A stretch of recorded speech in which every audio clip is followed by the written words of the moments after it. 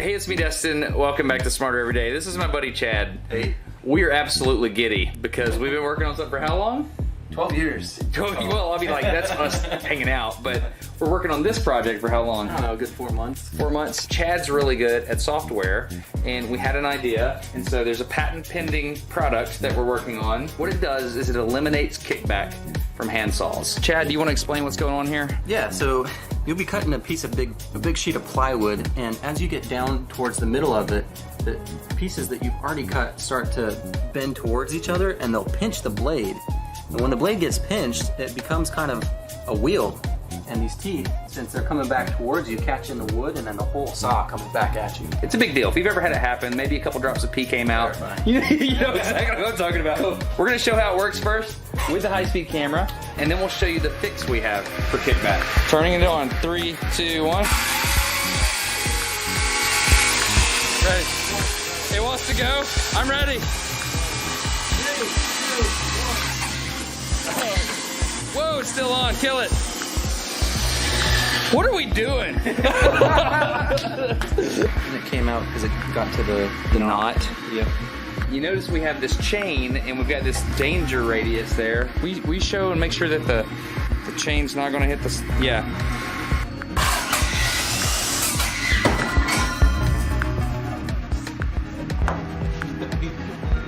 Oh yeah. You need some safety glasses. Because of the rotation direction of the blade, the saw is lifted up out of the workpiece, and then that rotation again causes it to be propelled towards the user.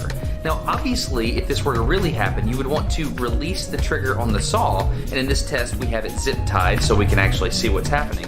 But I've found, personally, that my body tenses up when I get startled, and I'm not so sure that I would have enough control in the moment to make the decision to release the trigger. Let's look at another run, and I'll stand just outside the danger zone, and I'll pull focus on the camera lens, and we'll see if we can measure the human response times required to avoid injury.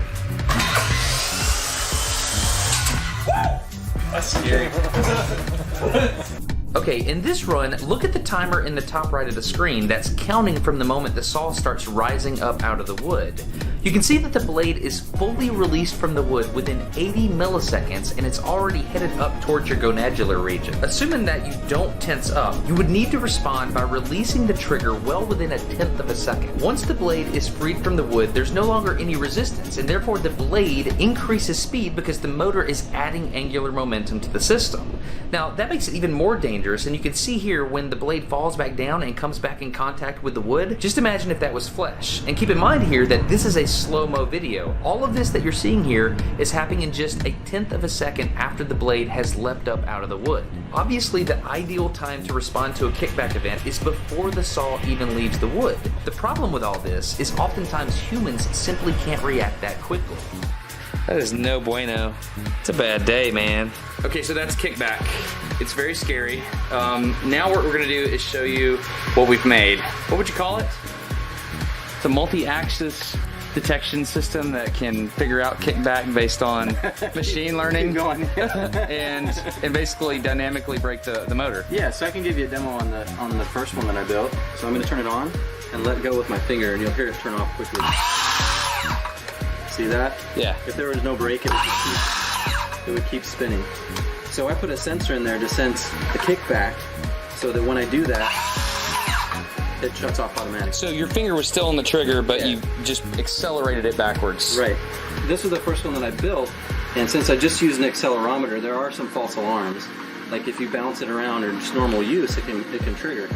And the new one that I did, I used a 9-axis accelerometer, gyroscope, and magnetometer. So the really fancy thing that we're doing here is we're doing a machine learning algorithm. So you don't care. I'm not really programming in exactly what the thresholds are that I need it to sense. I'm taking data from dozens to hundreds of people using a saw in normal everyday ways and feeding that information into a neural network. And I'm comparing this. Stop grinning. We're cutting plywood here. Yeah, so machine learning works by, you take a big data set of people using it in normal ways, and then another big data set of kickback events.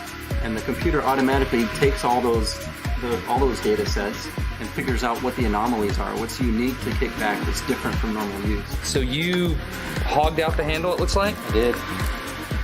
And so there is a legit computer in there that has accelerometers and gyros in it. Yep. 3, 2, 1, go. So it stopped itself? Yeah, it stopped itself. That's what it does? That's what it does. That's awesome. Right there. To better understand how the system works, we've overlaid the data on top of the slow motion.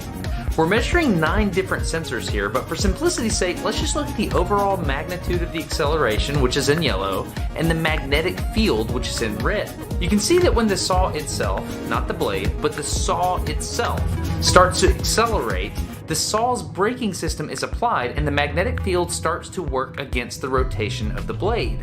The cool thing about using magnetometers is that the algorithm might be able to detect the magnetic field from the motor and then make decisions based on that information as well. And so you just combine those different things together and make a decision. Right.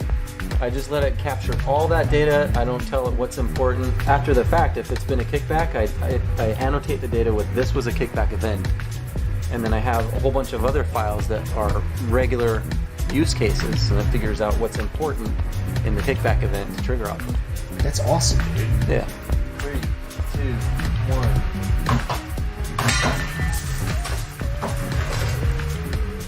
1. Oh, it did stop though. So we performed all of those tests by starting the saw while it was already bound up in the wood. But what would happen if we were to spin the saw up first before we induced the kickback event?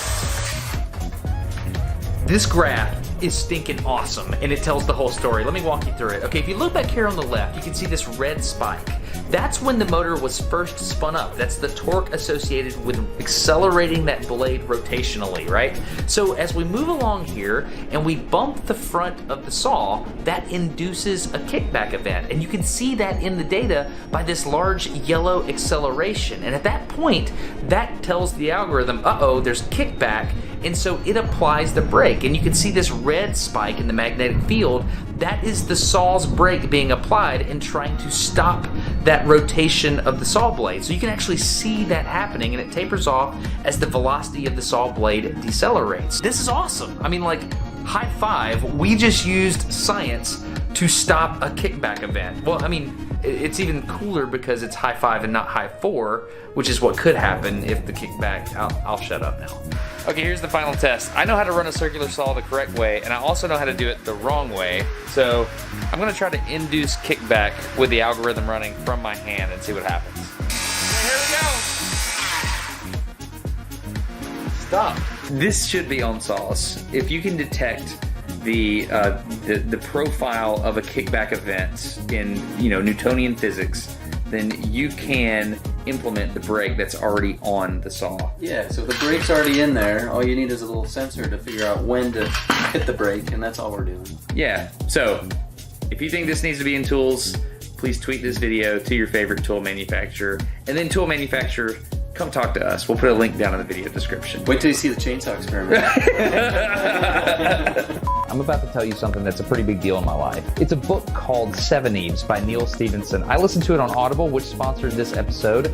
You can get Seven Eves by Neil Stephenson by going to audible.com/smarter or texting the word smarter to 500 500. The moon blew up without warning and for no apparent reason, which is like the best opening line to any book for my brain ever. The whole premise of the book is the moon has exploded and humanity has to get off the earth. The technology developed in order to do that, we could totally do this. There's a swarm of spacecraft in orbit, and like if you change your orbit on one side of the earth just a little bit, that affects it on the other side as well, right? But if you have a swarm, you have to account for all of that. They developed something called the perambulator, and I read this book like 8 months ago.